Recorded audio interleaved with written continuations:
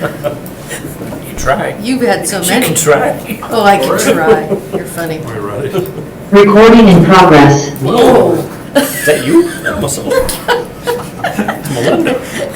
Can I become the person that does, as my feel mom like I'm calls on, the little lady? There's Chapel, that's her voice. Okay, welcome to INS for January 11th, 2023. Let's see, the roll call. Alder Steuer, I'm here. Alder Weary. Here. And Alder Eck. Here. And Alder Campbell is excused. Lives in Indianapolis for some event. He's doing a good job. All right, approval of the agenda. Do we have a motion to approve? Motion by Weary, second by Second. I Eck. guess we're gonna be talking. Yeah. All in It's favor, up to- please say aye. We got it. What do you Oh, got? wait. Oh. Whoa, is there something you wanna change? Yeah, could we move 3 up to the top? Yes. Okay, Yeah, motion to have three, motion and then the by rest of the Weary, agenda. seconded by, Do we have to revisit it or what? But you didn't We actually didn't vote. vote yet. Okay. we didn't vote. I was kinda kidding, because I don't think we're being all that, but yes, second it. All right, all in Very favor, please say aye. Aye. All opposed? Okay, so 3 will be number 1. All right, So right here. approval of the minutes. It's kinda Do we loud. have a motion? Approval of the minutes? I motion approved. Second. Okay, by X, seconded by Weary, all in favor, please say aye. Aye. All opposed? That passes unanimously.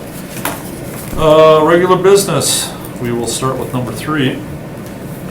Consideration with possible action on request by Green Viper LLC to rescind the previously deferred storm sewer and sanitary sewer special assessments against parcels 21-8400, 21-8401, and 21-8402, resulting from double frontage conditions on each parcel. Staff. Okay, included in the packet, I provided So sorry. a graphic showing the subdivision that we're talking about. So Right. the parcels in question, 21-8392 through 21-8405, start on the south side of Gilbert Drive, come over to the last one that's not entitled, then up and around the cul-de-sac at Bradley Okay, Court, right. including the one on the north corner of Gilbert Drive and Ontario. That all used to be parcel 21-68-3. Okay. When that was a single parcel, we extended sanitary and storm along Sitka Street. So it was a single parcel. That parcel was subject to assessment on Sitka because it could be served off of Sitka. When the developer came in with the subdivision plan, bringing Gilbert across and bringing Bradley Court to the north, there's no service from Sitka anymore, and the lots are now shallow enough that they can't further be subdivided, resulting in a double frontage condition that did not exist Okay. previously. Right. According to our ordinance, double fronted lots should be assessed on the first side served. This had deferred assessments until the property was sold or developed. The development is what triggered the assessments to come in, but now we have double fronted properties, which are in violation of the ordinance. So staff is recommending that the 3 properties so impacted have the assessments rescinded. Okay, are we gonna have to do that with a number of these others in the future? No, because these were the only 3 that had Those are the frontage only on 3 that Sitka. had that? Correct. Okay. Now, was Gilbert, I see where, because that was kind of a dead end at one time, right? Gilbert It was, and the street now connects out to Ontario. There is now sewer, water, and sanitary storm and water service all on Gilbert Okay. and Bradley, so the houses are being serviced Sure. off of that. That was within the last year or 2? Yeah, last year or so. All right. Okay. Yes. Do we have somebody that is here to speak on this? I was just more to answer questions, if Okay. there were any. Oh. All right. Okay. So, I don't really. Well, I know. felt pretty good with the explanation. Staff, anybody? Move to approve? Moved to approve by Sec- Weary, seconded by Eck. Any other discussion? All in favor, please say aye. Aye. There you go. Good job. That was easy. Just show up and boom. Wish they were all like that. Yeah, well, don't worry. They aren't always, but- We do too. All right, number 1. Back to 1, yes. Consideration with possible action on the review and approval of the 2023 special assessments factors and rates. First of all, thank you, Steve, for sending this out to the committee. Yeah. I've had a chance to look at some of it, and Alderich, I know you brought that forward. Do you have any, committee, do you have anything specific?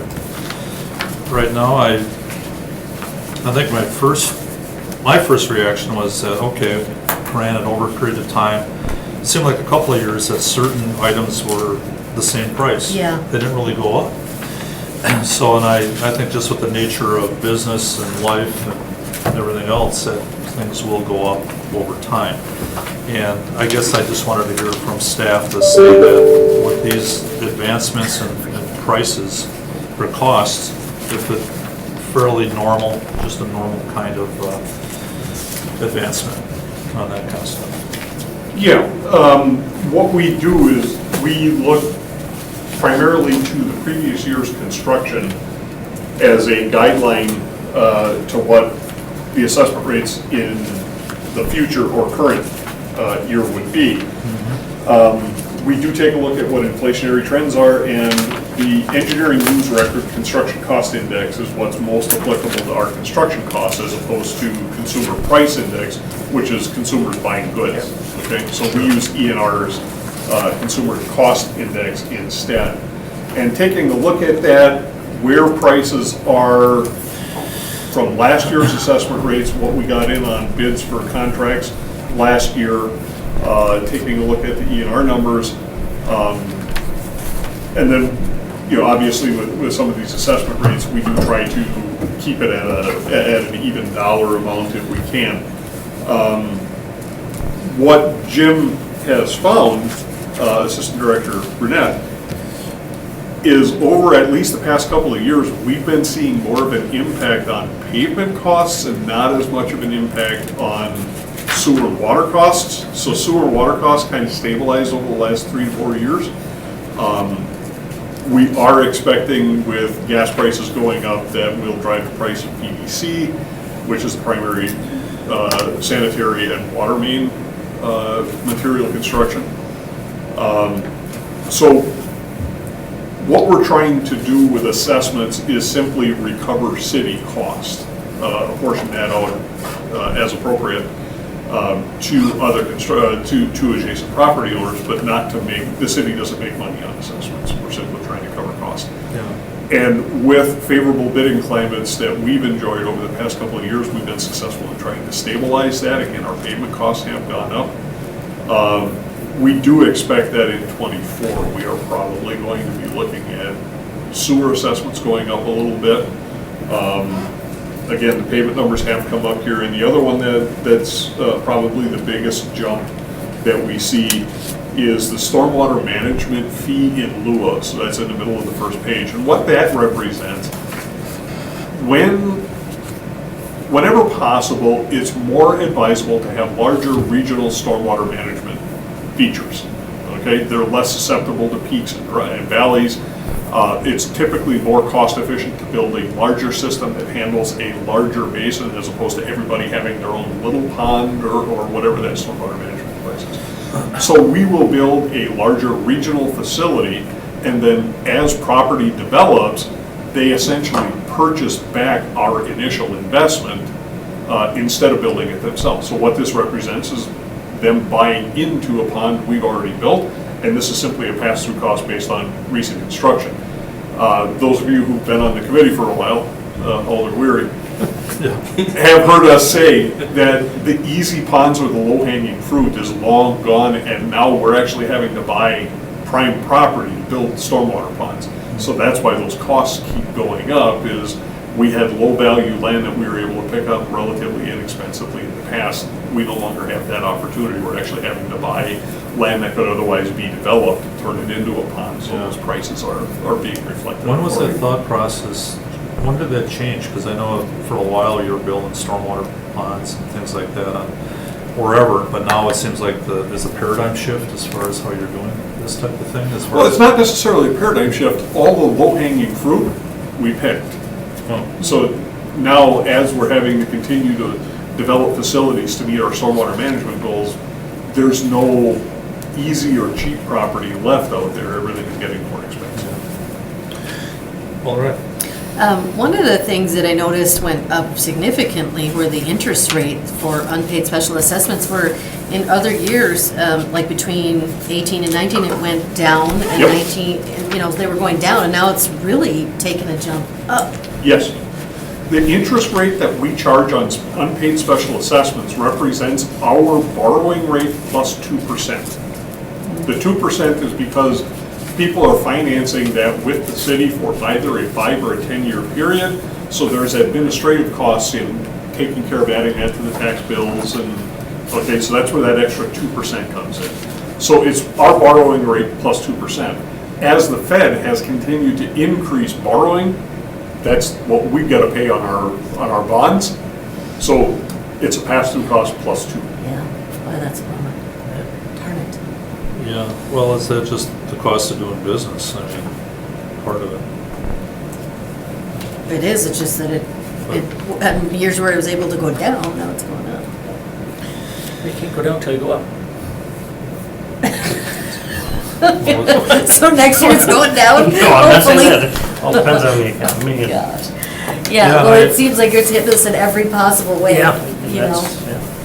Well, I mean, just with the cost of materials and this, that, and the other thing, I mean, it's just, I rarely see things going down. Right But now, I just, yeah. for the most part, I just saw some of these numbers, and they were fairly stable for the most part, some increase here and there. We do try to hold them as best we can. We don't want Yeah. to be issuing large bills to the property owners. All the worry? No, it was fine. Thanks for spelling it out, year by year. Yeah. Right. It's We'll helpful. hold on to this too, in Nothing. case people ask, but, you know, it's good information to have, so. Committee, anything here? Any other discussion? It's between you and I. No, you make the motion. Motion to approve. Okay, second. Motion by Worry, seconded by Eck, all in favor, please say aye. Aye. Nobody wants All to opposed? waste it. No. Oh, by the way, I wanna crowd be- out there, this goes to city council on, next week, Tuesday. January July. 17th, January 17th. Thank you. January. See, they only see us, they don't see the crowd, so we can tell them we're waving. Well, they can see the hat, but this side is empty. So we're good there. All right, number 2, consideration with possible action on request by Speedy Clean Inc. and KS Energy Services to enter into an annual hold harmless agreement for the access to the City of Green Bay sewer system to conduct inspection of the sewer mains and laterals. Staff.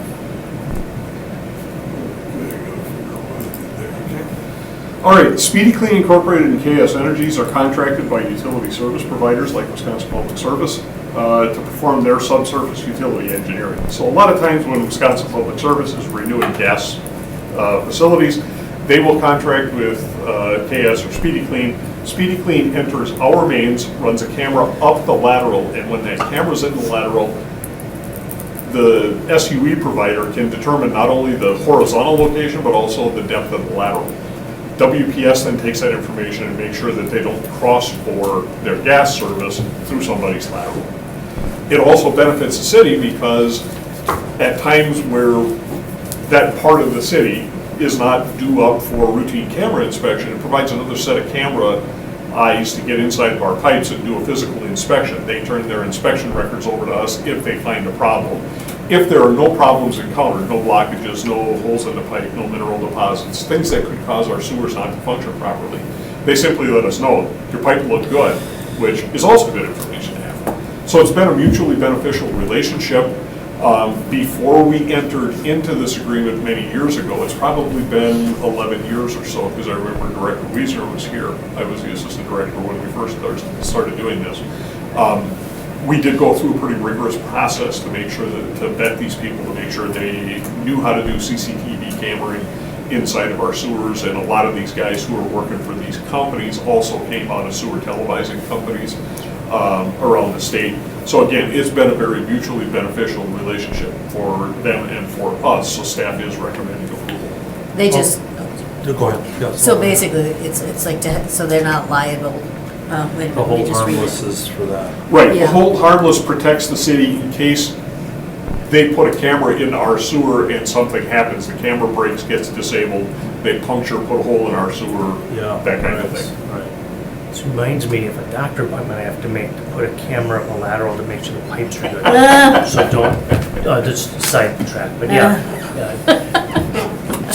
Just reminded me. Just That wasn't I a don't know good why. picture It just thing. reminded me. Yeah. Motion to approve. Sorry. Second. Okay. I follow all that. Any other discussion? All in favor, please say aye. Aye. I had to read Aye, between the aye, lines. Wow. I love you guys. Number 4. Hey, wait a minute, that was all him, you guys. Well, No, it's okay. I'm okay if you love well, me. you people. But- Number 4, consideration with possible action on request by Department of Public Works to enter into a state municipal agreement with Wisconsin Department of Transportation for design and construction services associated with the replacement of the Ashland Avenue Bridge, WisDOT Structure B-05-0018. Some exciting possibilities here, huh? Yeah. This is the Ashland Avenue overpass across the former Canadian National Rail Yard south of Mason Street. Sure. That facility was originally constructed in 1955, so it is at or near the end of its original design life. DOT identified that that structure is due up for its replacement. Now, replacement doesn't mean build a new bridge. It means that bridge, something needs to be done. So part of this is a design study, which will ultimately lead into a construction project. But that construction project, based on the findings of the study, could represent anything from replacement with replace in kind, so build an exact replica of what's out there now, or taking a look at the corridor that's going to be served. What is the future of that corridor? Is Canadian National going to reinstitute rail lines there? Are they going to develop the property on either side of that facility? Are they interested in selling it? None of those questions are known, so what we're going to do is look at options, and those options could be anything from a replace in kind to eliminate the bridge and put it back down to grade. So Okay. that's why we'd like to enter into the agreement with DOT to conduct the study and then ultimately into a construction project. All right. And I had heard that that was a possibility. Is this, just to, so that I can clarify, is this where, because I actually heard on the news several times today, the city is looking to purchase the rail yard. Is that a different area? I think that the news report stating that the city is interested in purchasing may have been a little premature Okay. on behalf of the media, but no, we're talking the same location. Okay, This would be, as you head south on Ashland, you go under the Mason Street overpass, yeah, and then you go up and over the bridge and come down to 9th Street. It's that up and over bridge, that's exactly what it's okay, over. yeah. Right. So it would be ground level, so it would probably depend on what's gonna happen with the rail yard. Again, and Obviously. yeah, that could be anything from the Yeah. railroad company decides to develop something and becomes a land development company. I mean, we could So get they- involved, the other developers could get involved, or the rail company could come back and say, oh, in 10 years, 20 years, we're gonna put those rail lines back in, keep the bridge there. We don't know that until we do the study. Darn media. Seriously, about 10 times I heard it today. On the radio. I'm not gonna point fingers because I don't know how the information got I from know, one I to the know other. Alder Johnson had been looking at that, you know, it's in his district, and, you know, there was some talk about that, but, you know, Canadian National, although it seems like we're getting along with them better. You know, Oh, we are. with some of the developments, you know, with the fixing of the crossings and that, which is good, but, you know, for a long time, it was just a real, seemed to be loggerheads with that group, so I don't know if, you know, it's also a brownfield, right, pretty much? Or We would imagine it's going to They be. cleaned up some of that already? Yeah, probability, but. Either way, it has to be done. Yeah. So this is just for the report, correct? This is just looking at, Well, this is for the preliminary engineering on, so what we're going into, they've got costs established for preliminary engineering, then they got a cost estimate for construction, but it says on page 2 of the SMA, cost estimates, costs shown are estimates only and will be updated throughout the planning scope and design. So once Sure. we get through the preliminary engineering, which is the plan investigation and design development, during that first phase, they will come up with at least 3 alternatives to the existing condition. And we will discuss those and between ourselves and DOT, because that's State Trunk Highway 32 as a connecting highway. Then we'll come to consensus on which of the three alternatives that would be the preferred alternative to pursue. And at that time, then we can determine whether or not real estate acquisition is necessary, and we can start developing more meaningful costs for construction. They just need to put a placeholder in here for future years at this point. Okay, Alderman Weir. Thanks, Mr. Chairman. Yeah, I remember 8 years ago, 9 years ago, I don't know, I'd kind of brought it up, and I met Yes. with State DOT and Assemblyman Genrick at the time. Yep. And at that time, it was still a little early for them. They said, well, it's still got enough life on it. They weren't ready Exactly. to. Yes. And we talked about perhaps purchasing it, but the railroad's not, it didn't seem like they were in any hurry, and they know there's cleanup costs, so things just kind of puttered along till now, so. Yeah, when DOT was doing the most recent round of,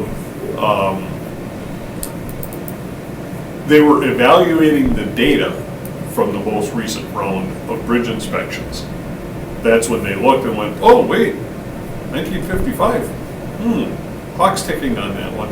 Time went by a lot faster than I think they thought it was going to as well. Right. It's a popular question in Green Bay. It comes up quite a bit. What's Sure. going to happen to that area and the Exactly, and that's a bridge? large, it's a nice, I don't know, how many acres is that? That's quite nice. 30, I think it was 30? 30 according to the news report that Oh, was the today. news Yeah. report. Where will the Which funding, we don't know if we can trust, but the 262,500 for the city portion, what does that come out of? Usually that comes out of our capital program, so it's bonded money. Okay. And we have that That's my accounted next for already, or? It's not accounted for, but DOT came to me with this proposal late in the year. And I had a conversation with their staff, and I said, guys, to drop a $260,000 expenditure on me this late in the year, I mean, we haven't approved our bond request yet, but man, it's gonna put a crimper in my capital programming. And I've been assured that by the time they get a consultant on board and we actually start the work and so on and so forth, we're expecting actual expenditure in 24, or in 23 to be more along the lines of $40,000, which we've got accounted for in our Can sweep contingency that off fund. the bottom of your shoes. I wish. I gotta work in your department. okay, yeah. That was If my I next would've hit question. those 6 numbers last night, maybe. I actually bought it. I'm always today. thinking, is that in the Yeah, that's budget? not- Did you already budget for that? All right, committee? Anything else? Motion, oh, Go ahead. motion to approve? Motion by. Second, yeah. Seconded by Start Word. the wheels turning. Good luck with all that. Any other discussion? All in favor, please say aye. Aye. All opposed? That passes unanimously. All right, number 5, I believe. Consideration with possible action on request by the Department of Public Works to replace 2 lift station pumps for the Parkwood Sanitary Sewer Lift Station at a cost of $21,604.35 each, for a total of $43,208.70. Stan. Okay, I apologize, I thought I had a graphic showing the a map showing the location. What? I don't. I described it in verbiage, but I did not have the map. My bad. His hackles are up. So we, City of Green Bay the sanitary utility operates 14 sanitary lift stations, and their basic function is let the water flow by gravity until you get to a point where you can't do that anymore. You'd be too deep underground, and you pump it back up and let it flow by gravity again, ultimately discharging into a Green Bay Metropolitan Sewage District. Lift stations are critical infrastructure because if they fail, everything upstream from it is subject to backup. The Parkwood lift station is located near the intersection of Parkwood Drive and Fawn Lane. In addition to serving the residential areas upstream for it, that particular lift station also takes flow from the Georgia Pacific landfill on 172 out by, behind the casino. That's my district. So What very, you just described was in my district, so. very critical that this lift, all lift stations are critical, but this one even more so because if Georgia Pacific is pumping and we have a problem with that lift station, we tell GP, stop pumping. It takes about 36 hours to empty that line. So they're gonna continue to flow, there's so much line out there. So during routine inspection, Staff has noticed that we've got one of the pumps out there that looks to have a bearing failure. We're getting vibration and growling. It's kind of a growling sound. So we're running on one of the two pumps, and then we're keeping an eye. The electronic communication with the station, you'll hear us use the term SCADA, S-C-A-D-A, and that's what it is. Essentially, it's the alarm system. So staff keeps an eye on the SCADA alarms and make sure everything is running properly. We've got folks going out there on a regular basis to make sure that the one pump that's out there is working. But we want to get replacement pumps ordered as soon as possible. Again, we have, those who've been with the committee for a while know that due to inventory control and making sure we stay current on maintenance of our pumps, we standardized around the Flight pump. So Flight is the manufacturer of the pumps we use at our lift stations. Went out to our local vendor for Flight to get a cost proposal on the replacement of those pumps. That information is included in the packet. $21,000 for these pumps is actually a pretty darn good price.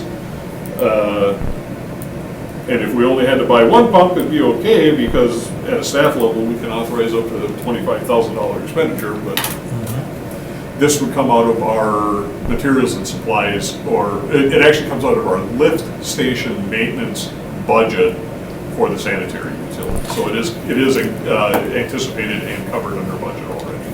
So what do we have in the budget for lift stations for that, that line item? Roughly what is it? Offhand, I don't. You don't know? that. Okay, because I realize when you do a budget, you're looking at, okay, we got this amount, we're anticipating maybe 2 or 3 of these or more, or whatever, you're anticipating. And for the most part, we've hit it pretty well. A lot of times with that lift station maintenance, we're tracking more recent history. If there's a known issue that we need to resolve, we typically won't fund that during lift station maintenance. We would actually fund that through a capital project. We would go into our capital replacement fund and plan to actually replace that. Okay. Alderette? I'm looking at the quotes, and it looked like one was for 15,000 and the other one's for 21. Okay, what we did was we gave you comparative quotes. We actually went out and got quotes to repair the existing pumps. Okay. Repair 25-year-old pumps for 15,000, or replace them with brand new pumps for 21,000. Okay, just wanted to know the two different quotes, No, what the difference was. Okay. and I probably should have explained that a little bit better, so thanks for bringing it up. That's one of the things that staff is pretty good about, is going out and looking at alternatives to things and not spending money foolishly. So Dave Weisman, who's the sanitation superintendent, or sewer superintendent, actually got a quote to repair the existing pumps as opposed to replace them, and when we found out the cost was so close, just start with a brand new pump. Yeah. And how old are those pumps right now? I think they're over 25 years. And what's the life expectancy generally? Uh, Depends on usage. It does, and that's a lot of times that's why we have redundant pumps, so that you're cycling them, keep the duty cycle down. So 25 to 40 years, I think, is in the. Okay. Then what we can do with these is we'll have one pump that we take out of service that's still in operational shape. We've got a backup pump, plus the one that we got the bearing failure, we have as a parts pump. So we can salvage parts off of that. So does staff go in and do that, or we get who does that actually? Out at Parkwood, we probably would pull that one You would- ourselves. you do that We yourself? rent the crane, so we got the lift capability, but Our service truck will handle that. Okay, well, that's interesting. No Now, such- that's very close to Ashwaubenon too. 75 Well, I'm just wondering. Okay. It's It very is, close to yeah. Ashwaubenon, I know Yeah. where Parkwood is right there. Yeah. So basically the lines, it's Green Bay lines. There's Yeah. nothing with Ashwaubenon at all, although. no, again, nothing from Ashwaubenon, but But that goes somewhere. there is a force main that heads out to the Georgia Pacific landfill, the sludge fill that's out behind the casino on 172.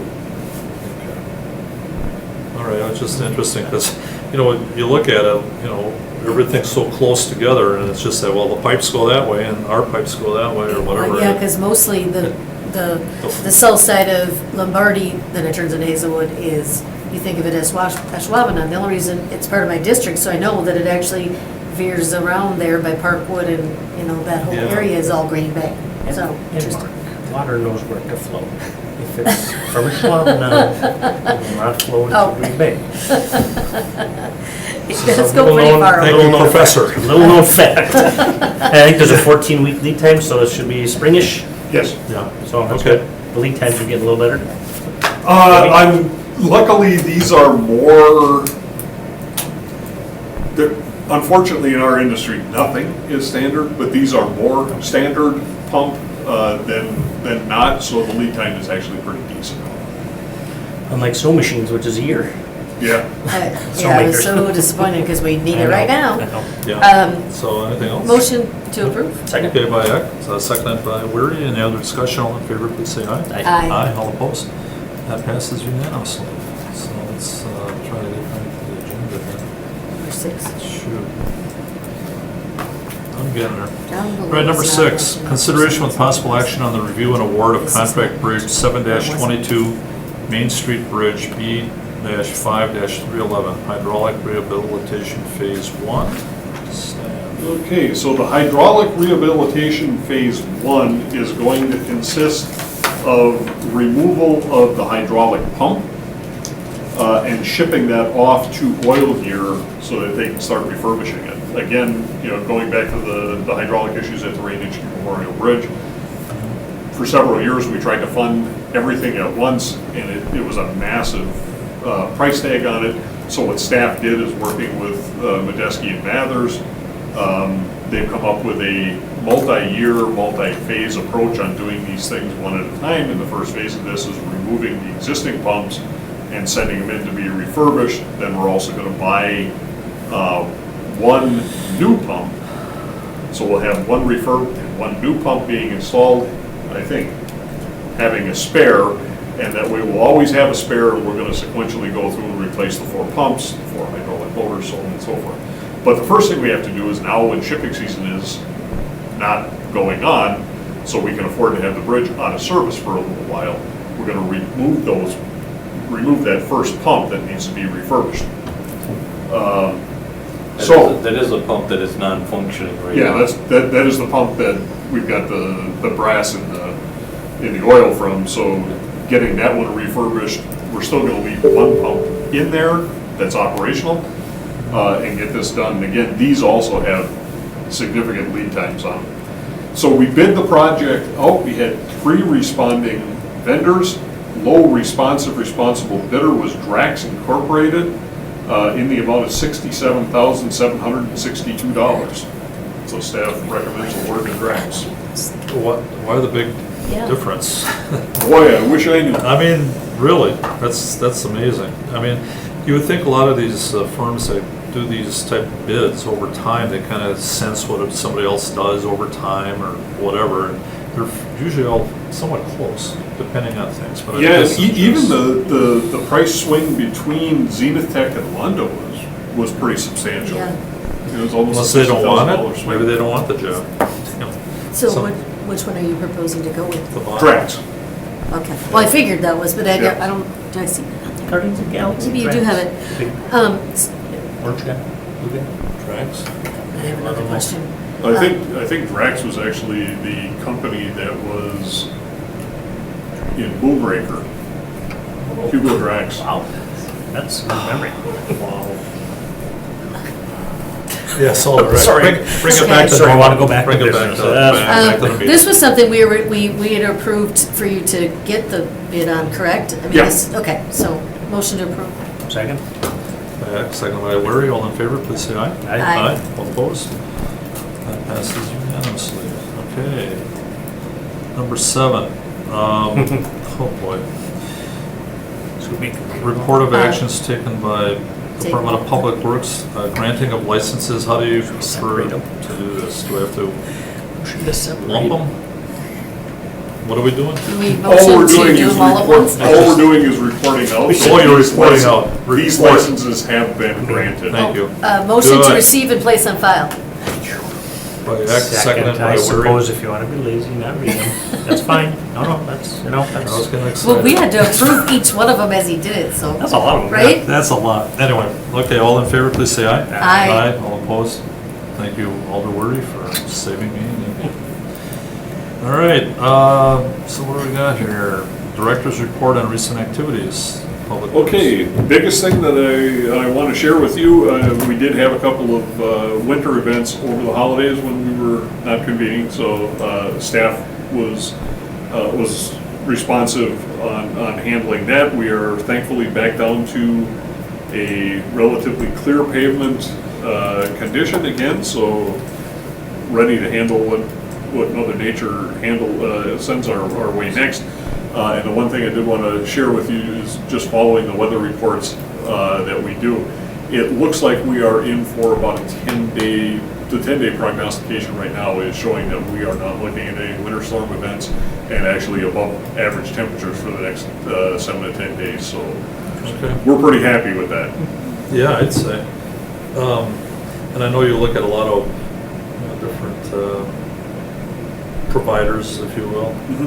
You have like 6 different websites, different things you look at. Yeah, there's a handful of different locations on each of the major storm tracks. So depending, by the time you add them all up, there's probably between 9 and 12 different places that will look depending on where the storm is. I remember when Wisconsin used to be pounded. Now you look at the weather map and it's like, hey, the Great Lakes. Yeah, it's kind of amazing actually. Some of the storms. Can you imagine if you were in Buffalo right now? Well, and even the western part of this state, Well, I didn't realize how bad from Chippewa Falls to the west. That's actually another big snow belt there, And they've got 2.5, 3 feet. probably. Yeah. All right. Couple of questions. One of them, in light of that, so looking at the budget, so if there's things that aren't used, say for the salt or the budget that was put aside for snow removal, can that be added to next year's, as in like? Unfortunately, we can't, for a couple of reasons. First of which, any funds that remain quote-unquote unused wind up becoming part of fund balance. So when the discussion at budget comes around about using fund balance to help offset some of the costs, that's kind of taking everybody's unused money, okay?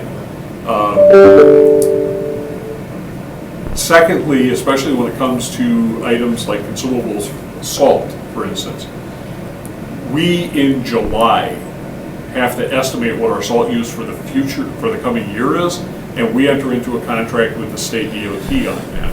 So there's an early fill that we have to take, we're obligated to take delivery of before the end of November, and then there's a seasonal fill, which we have to take before the end of April the following year.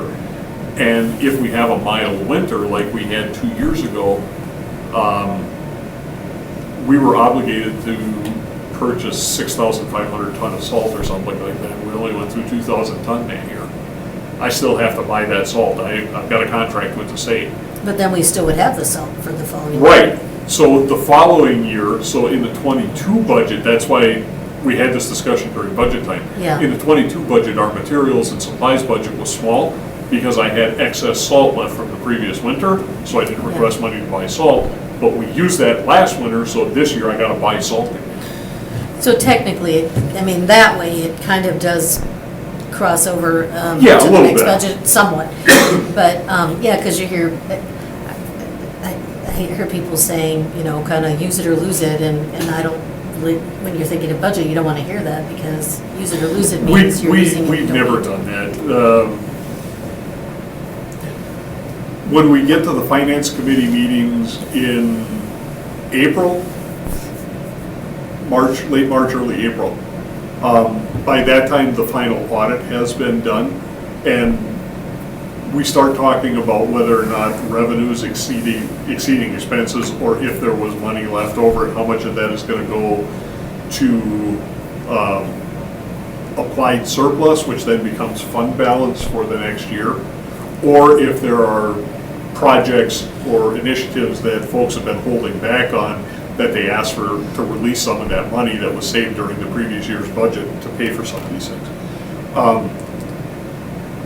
I have not exhausted 100% of my budget in the 10 years that I have been a director. So we're pretty frugal about things. What we give as a budget estimate is our best guess. I mean, I'm not padding anything, I'm giving you real numbers. But if salt comes in low and diesel comes in high, then I take some of that money and I shift it over to cover my fuel bill. You just don't have control over the weather, you know? Correct. So Right, you that's don't, the right. thing, you don't, storms, all Well, yeah, that we dealt with last When June. we came, a couple of years ago, 2 years ago, I think it came in about $200 and some thousand under on our salt budget alone, that went into the general fund as applied surplus. That money goes back to the city, and we apply it towards next year's budget, or we apply it towards other things, other departments who may have come in over.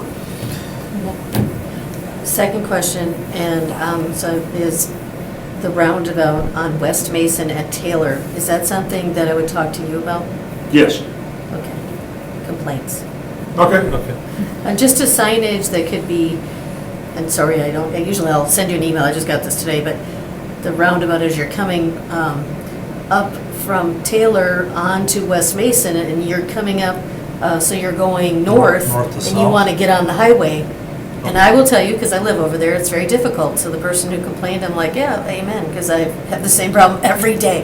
My husband will go a different way because he does not want to go on that roundabout. Sure. I'm not even kidding. He'll go out of his way. But to try to get over and get all the way over, it's hard. So this person had suggested is to put yield to both lanes of traffic, to just put that on the southbound side of Taylor. So when people, so they don't quick go in and you can't get over to get on the highway.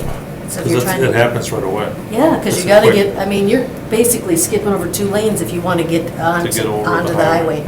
Yeah, So a that's- thought to put something like that, just yield to both lanes. Does that mean they'll listen, but at least it's a sign? Was that a transportation TBP? Yeah, type of thing? well, and I don't know that it needs to be a formal communication, but if you want to reach out and have a conversation with Dave Hanson. Okay. Dave Hanson. I will, the other person said they talked to Dave Hanson. Yeah. I don't know, he said something about the police, said it's such a bad intersection. It was before, when it was a light. It was the Right. worst intersection in the city, according to the police when they came to our neighborhood meetings. Okay. Before the roundabout. Second. Okay, well, Maybe military, maybe? Mason Ackerman is like, for 30 years now. oh, that's horrible, yeah. Roundabouts. But that's what they'd said to our That's neighborhood sort anyway. Remember that, yeah. Okay, so Dave Hanson, I Okay. will, thank you. We're good? Sure. Just getting back real quick to, talking about sand, or not sand, but the salt and that. I've had talks with, various folks in the city talking about the salt being effective or not effective, wearing on fire trucks, some of the specialty trucks. And I don't know if there's another thought process as far as other materials to use rather than the salt.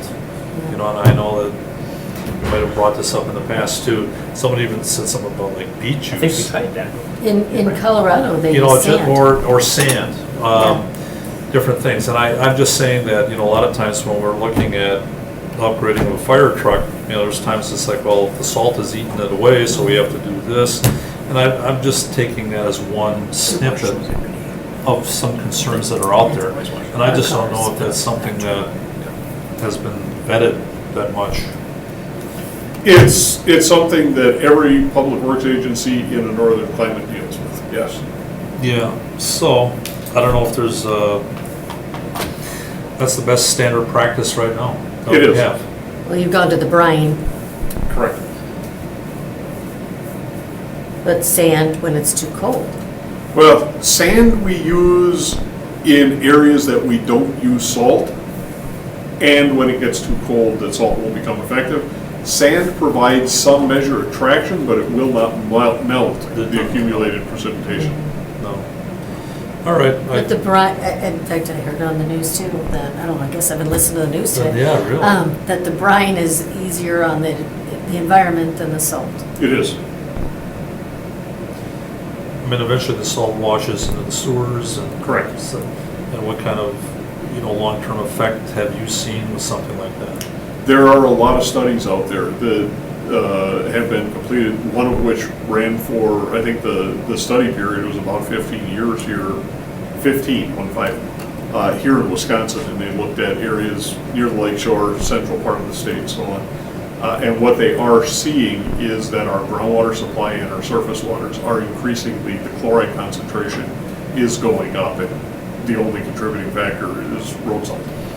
So there is a push. A couple of years ago, I advised the committee that the Department of Natural Resources changed our MS4 permit, our storm sewer permit, and as part of that, we have to now report salt usage. It's a reporting requirement only, but reporting requirement typically precedes regulatory requirement. So what they're doing is they're collecting data on salt usage, and I could see within the next 10 years, I could see limits on salt usage coming around because of the impact it's having. They're gathering the data right now. Right. But safety is really It's a important. good thing to remember with just about everything in government, no matter what it applies to. Yeah. Let's study it, we're just studying it. Yeah. Yeah. All right, well, is there anything else for your report? Thank God you said no one's leaving.